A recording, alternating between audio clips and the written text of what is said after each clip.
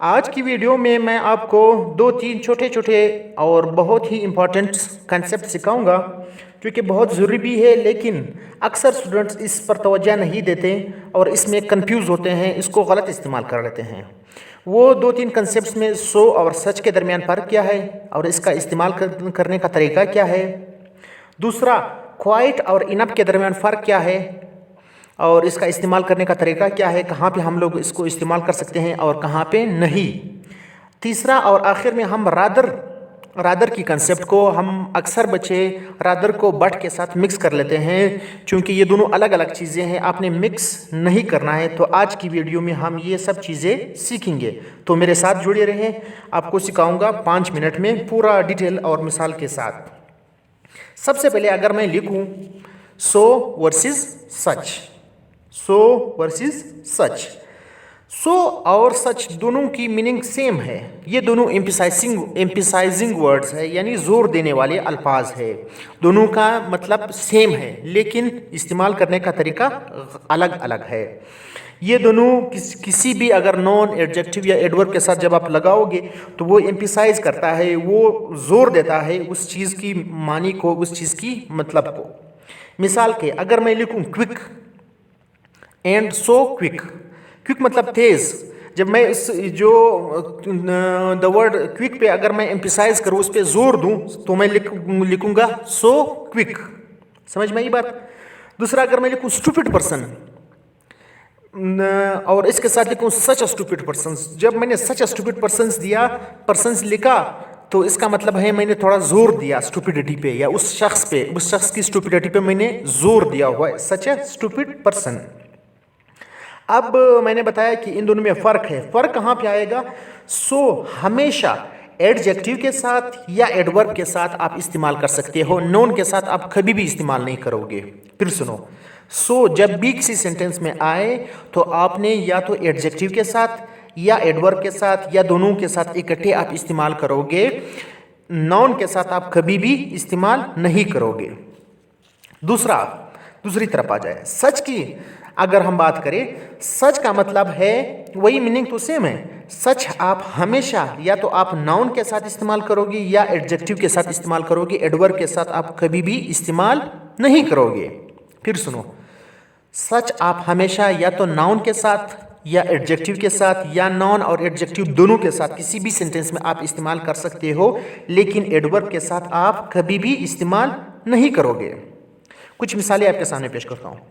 मैं लिखूं so quick, ये एक एडजेक्टिव केस में आया। अगर मैं लिखूं सो क्विकली, ये एडवर्ब के केस आएगा। सही है। दूसरा, अगर मैं लिखूं such a long story, such a long time, such a long person, अब आपके पास नाइस, लॉन्ग ये आपके पास क्या आएंगे? एडजेक्टिव आएंगे। एडवर्ब आप यहाँ पे कोई भी यहाँ पे प्लेस नहीं कर सकते हो, आप एडवर्ब के साथ इसको इस्तेमाल नहीं कर सकोगे। समझ में आई बात? ब्रीफली एक दफ़ा फिर सुनो। सो आप या तो एडजेक्टिव के साथ या एडवर्ब के साथ आप इस्तेमाल करोगे। सच या तो आप नाउन के साथ या एडजेक्टिव के साथ आप इस्तेमाल करोगे। सो को आप कभी भी आप नाउन के साथ इस्तेमाल नहीं कर सकते हो, और सच को आप कभी भी एडवर्ब के साथ इस्तेमाल नहीं कर सकते हो। समझ में आई बात? अच्छा, दूसरे सेक्शन पे आते हैं। दूसरे सेक्शन में हमारे पास है enough versus quite. Enough versus quite. पहले अगर हम इनफ की बात करें, इनफ एक ब्रॉड अल्फाज है, ये एक ब्रॉड वर्ड है। ये आप नाउन के साथ भी इस्तेमाल कर सकते हो, एडजेक्टिव के साथ भी इस्तेमाल कर सकते हो और एडवर्ब के साथ भी इस्तेमाल कर सकते हो। दोनों का मतलब है काफ़ी, मतलब इनफ कॉफ़ी, वो पीने वाला कॉफ़ी नहीं, काफ़ी उर्दू वाला काफ़ी। समझ में आई बात? लेकिन यहाँ पे एक चीज़ में आपने कंफ्यूज नहीं होना है। इनफ हमेशा एडजेक्टिव या एडवर्ब के साथ जब आप लगाओगे तो आप उन एडजेक्टिव या एडवर्ब के बाद लगाओगे, उनके पहले नहीं लगाओगे। मिसाल के तौर पर अगर मैं लिखूँ ओल्ड इनफ, तो आपके साथ क्विक इनफ, हार्ड इनफ। समझ में आई बात? तो आपने ओल्ड आपके पास क्या आएगा? एडजेक्टिव, इनफ आपके पास इनफ आएगा। यानी आप सबसे पहले जो या तो एडजेक्टिव लिखोगे या एडवर्ब लिखोगे, उसके बाद आप इनफ लिखोगे। लेकिन जब नाउन की केस आएगा, जब आप नाउन लगाओगे इनफ के साथ, तो आपने सबसे पहले इनफ लगाना है, फिर नाउन लिखना है। किस तरह? मतलब आप लिखोगे enough chairs, enough money, enough experience. समझ में आई? फिर मैं आपको समराइज कर देता हूँ। इनफ आप नाउन के साथ लिख सकते हो, एडजेक्टिव के साथ लिख सकते हो और एडवर्ब के साथ लिख सकते हो। ठीक है। फर्क कहाँ पे आएगा? आपने कंफ्यूज कहाँ पे होना है? स्टूडेंट्स गलती कहाँ पे करते हैं? वो गलती यहाँ पे करते हैं कि नाउन के साथ जब आप लिखोगे तो आप सबसे पहले इनफ लिखोगे, फिर नाउन लिखोगे। और एडजेक्टिव और एडवर्ब के केस में सबसे पहले आप एडजेक्टिव लिखोगे, या एडवर्ब लिखोगे, उसके बाद फिर आप इनफ लिखोगे। समझ में ये बात? दूसरी तरफ आते हैं। दूसरी तरफ है क्वाइट। क्वाइट बड़ा इंटरेस्टिंग अल्फाज है। क्वाइट अक्सर लोग मैं जब भी किसी के साथ कन्वर्सेशन वगैरह पढ़ता हूँ या किसी का ऐसे वगैरह चेक करता हूँ, तो इसमें अक्सर बच्चे इसमें गलती करते हैं। क्वाइट का मतलब है कोई भी चीज़ जो इतना ज़्यादा ना हो कि बंदा उसमें ऐश करे, और इतना भी कम ना हो कि मतलब भूख से मर जाए। समझ में आई बात?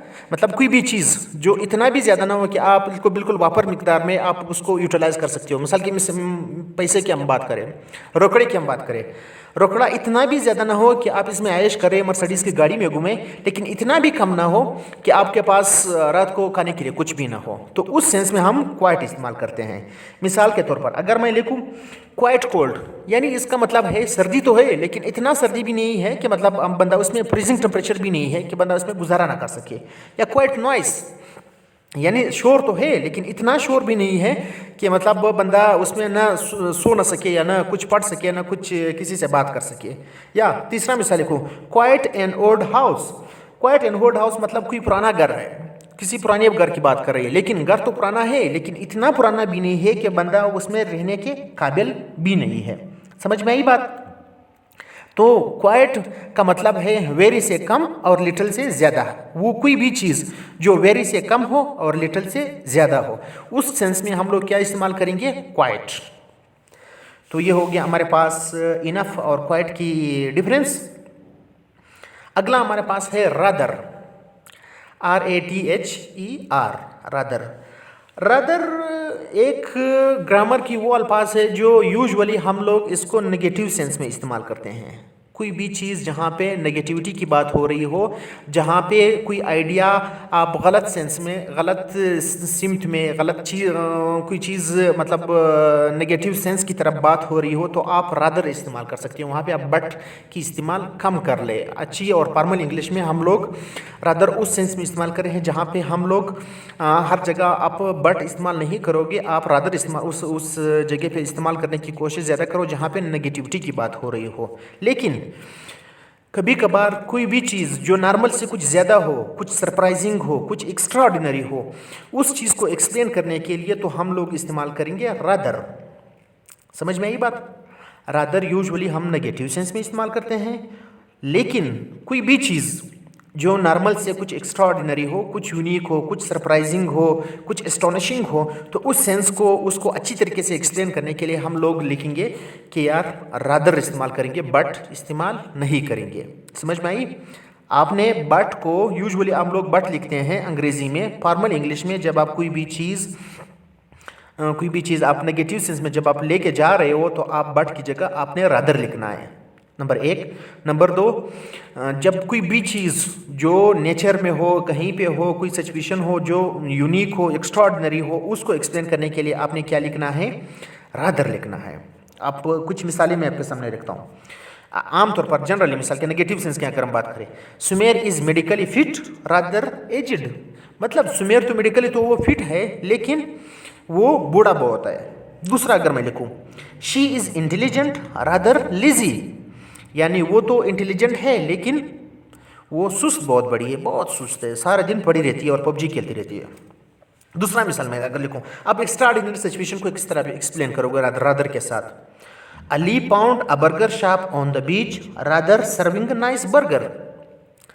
Ali found a burger shop on the beach rather serving nice burger, यानी अली ने बीच पे एक बर्गर, अली को बीच पर एक बर्गर शॉप मिला, रादर जो कि बल्कि बहुत अच्छा बर्गर सर्व कर रहा था। यानी ये एक एस्टोनिशिंग फैक्टर है कि मतलब यूजुअली हम पार्क में चले जाते हैं या किसी हिल स्टेशन पे चले जाते हैं या बीच पे चले जाते हैं, वहाँ पे जो बर्गर शॉप या कॉफ़ी वगैरह की शॉप है उनकी कॉफ़ी इतनी मज़े की नहीं होती है।